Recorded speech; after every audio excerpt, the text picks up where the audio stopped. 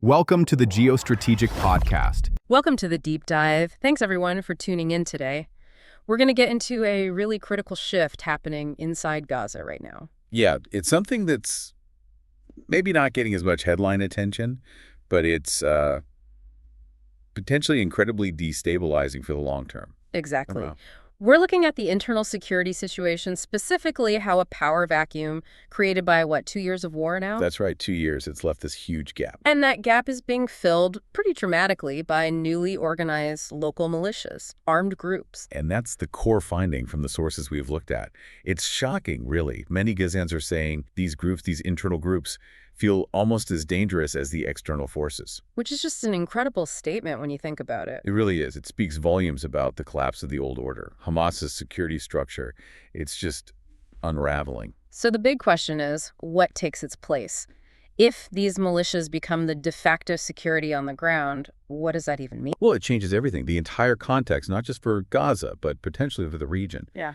It makes finding any kind of political solution, vastly more complicated, almost impossible maybe. Okay, so our mission today is pretty clear.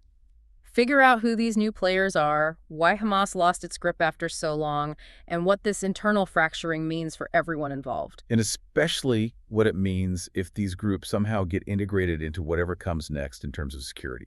That's a key geostrategic point. Right. Let's start with Hamas then. How did their control slip so badly? Well, they'd ruled Gaza since 2007, a really tight grip. But the sources are clear. After 2 years of intense conflict, targeted assassinations of leaders, Hamas is essentially in survival mode. Just trying to hang on. Exactly. Add to that the mass displacement of people, the collapse of government services, their ability to police neighborhoods, to maintain that day-to-day security presence. It's been gutted. And nature abhors a vacuum, right? So who stepped in? How quickly did this happen? It seems to have happened remarkably fast. We're seeing groups forming around specific leaders and existing powerful families. Like who? Any names? The sources specifically point to militias led by figures like Yasser Abu Shabab, and also groups linked to the Astal clan, which is a large, influential family. Okay, Abu Shabab and Astal. And they're not just gangs. They're more organized. Oh, definitely. They've apparently evolved very quickly from maybe small armed bands into militias that are actually patrolling areas, setting up checkpoints, acting like a security force. And crucially, they're not just filling a void peacefully. They're actually fighting Hamas. Yes, that's documented. Clashes between these new militias and the remaining Hamas fighters who are trying to, reassert control or maintain some presence. It's becoming an internal fight for dominance. We need some context here. How did Hamas deal with groups like this in the past? That's a key point from Hamza al-Shabaki, a journalist cited in the sources. He reminds it that when Hamas took power back in 2007, they spent years systematically eradicating other armed groups. Right, they couldn't have competing power centers. Precisely. They neutralized them, jailed leaders. Al-Shabaki says their ability to impose order by force was unmatched at the time. They built a very stable, if repressive, system. And now that's completely flipped. That stability is gone. Utterly reversed. And these new militias, they often frame their role as, protecting civilians, maybe defending designated humanitarian zones. But that's not how residents see it. Not according to the accounts we have. Civilians report feeling fear, not safety. Their presence brings danger, not protection. And there are some really serious allegations against them too, right? Beyond just turf wars. Yes, very grave accusations. Witness reports, human rights groups, they talk about militias attacking hospitals. And maybe the most disturbing allegation is that some groups are actually capturing Palestinians and handing them over to Israeli forces. Handing them over. That points towards collaboration. Exactly. That's the most explosive element here. Faiz Abu Shamala, a political analyst, suggests this isn't random. He thinks militias are deliberately exploiting these security gaps, sometimes acting essentially as collaborators. Working with the Israelis. Or at least in ways that benefit Israeli operations, filling the void left by Hamas in a way that aligns with external interests, perhaps. Yeah. It's incredibly complex and murky. We have a specific case study that makes this feel very real. Dr. Tasneem Al-Hams. Tell us about her story. Yeah, it's harrowing. Yeah. She's a 32-year-old doctor in Rafah.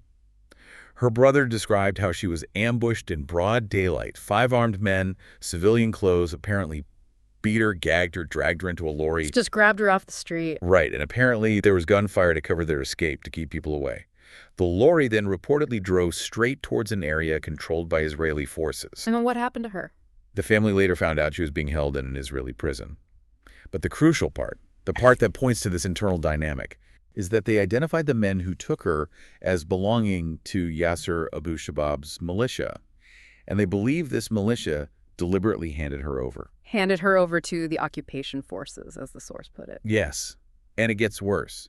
It seems like it might be a pattern. Her father, Dr. Marwan al-Hams, who runs field hospitals, was apparently abducted in very similar circumstances just 2 months earlier. Wow. So this suggests something coordinated, but why? If these militias want local control, why risk being labeled collaborators? That's incredibly dangerous internally. It is. To try and understand the why, we have testimony from someone inside one of these groups, an anonymous member of the so-called Popular Army under Abu Shabab. Okay, what did he say? What's their perspective? Well, his motivation seems rooted in deep resentment of Hamas. He states it very bluntly. I hate Hamas. Strong words. Why? He claims they only cared about taxes and money while ordinary people were starving during the war. He felt completely abandoned. So it's partly driven by disillusionment with the old rulers? It seems that way.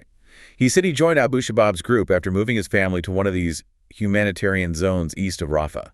He claims Abu Shabab's people were distributing aid effectively there, apparently through UN-linked organizations. And their mission, according to him. He says it's about protecting residents, stopping Hamas from taking aid meant for civilians, and yes, confronting Hamas members directly. But what about the collaboration charges, the handing people over? He completely denies it, insists it's just propaganda, lies spread by Hamas to discredit them and justify attacking them. So it's claim versus counterclaim, an information war alongside the actual fighting. Absolutely. But whatever the militia's stated goals or denials, the reality for civilians sounds like pure chaos. We have Mohammed Sarda, a resident from Khan Yunis. What does he describe? Just constant fear. Armed men, he says, from both the Abu Shabab and Astal groups, driving around in jeeps, sometimes firing weapons randomly. Total insecurity. And the clashes between Hamas and these militias, they're happening right in populated areas? Yes. He mentions gun battles near neighborhoods. He specifically cited one near Nasser Hospital, where tragically, children were killed by stray bullets from these internal clashes. Caught in the crossfire between Palestinian groups. That's devastating. It leads Sarda to this absolutely stunning conclusion. He says, quote, "The militias are worse than the occupation now." Worse than the occupation, that tells you everything about the level of internal breakdown, doesn't it? It really does. The complete collapse of any sense of order or predictable authority from within. So let's zoom out again. Connect this internal chaos to the bigger picture, the geostrategic angle. How does this serve anyone's interests?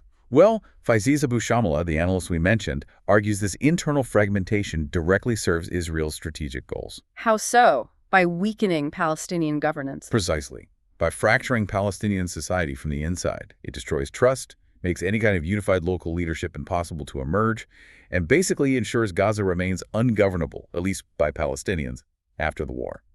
It undermines any prospect of recovery. And this ties into the future security question, doesn't it? That militia member you mentioned, he suggested they might cooperate with outside forces. Yes, that was a really interesting and potentially ominous point. He suggested his group might be willing to, quote, coordinate with international or Arab security forces if there was a ceasefire. He even mentioned a potential role for former U.S. President Trump in brokering something. Coordinate, so basically integrate themselves into whatever new security structure emerges. That seems to be the implication. And this is exactly what worries Hamza al-Shabaki the most, his nightmare scenario. Which is what? That if Hamas is removed without a clear, legitimate replacement that has broad support, these militias won't just fill the vacuum temporarily. Right. They'll demand to be part of the new system. And outside forces, whether international or Arab, might not know who's who. Exactly. They'd struggle to vet these groups, to understand the local dynamics. Al-Shabaki warns that if these militias, seen by many as collaborators, get integrated into a new security force, It guarantees future conflict. absolutely.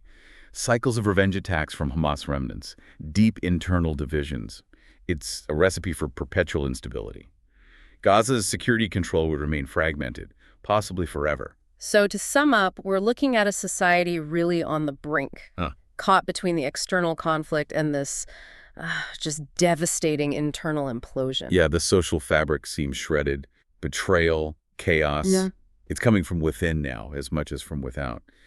The key thing for you, the listener, to grasp is how fundamentally the security dynamics have shifted.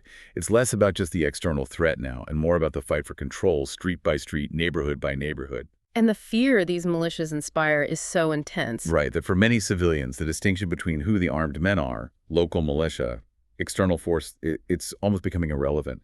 Danger is danger. It brings us back to that quote from Mohammed Sarda, which is just so chilling. Israel wanted to destroy us, now we're destroying ourselves. A bleak assessment, but it captures the tragedy of this internal collapse and its potential long-term costs. A really sobering situation unfolding. Indeed. Well, that's all we have time for on this deep dive. Thank you for joining us to unpack this complex and rapidly changing situation. Thank you. If you found this discussion valuable, please like, share, and subscribe to the Geostrategic Podcast for more in-depth analysis on topics that shape our world. Stay informed, stay ahead, and stay tuned for the next episode.